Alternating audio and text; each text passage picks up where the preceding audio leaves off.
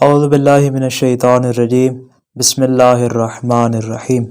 گزشتہ ویڈیو میں ہم نے بیان کیا تھا دل کی کمزوری کو دور کرنے کا طریقہ، یعنی اگر دل کی کمزوری کو دور کرنے کے لیے ہم سفرجل کا استعمال کرتے ہیں تو اس سے ہمارا دل مضبوط ہو جائے گا۔ اسی طرح احادیث میں دل کو مضبوط کرنے کے لیے بھی اور زیادہ مختلف چیزیں بیان ہوئی ہیں، ان میں سے ایک نہایت ہی چیز اہم ہے جو تقریباً ہر گھر میں موجود ہوتی ہے، اور ہر فرد کا تقاضا یہ ہوتا ہے، ہر انسان چاہتا ہے کہ اس کا دل مضبوط ہو، اور دل مضبوط ہوگا تو اس کا جسم بھی صحت مند اور توانا ہوگا۔ وہ چیز جو تقریباً ہر گھر میں موجود ہوتی ہے اس کا نام ہے کشمش۔ کشمش کے استعمال سے انسان کا دل مضبوط ہو جاتا ہے۔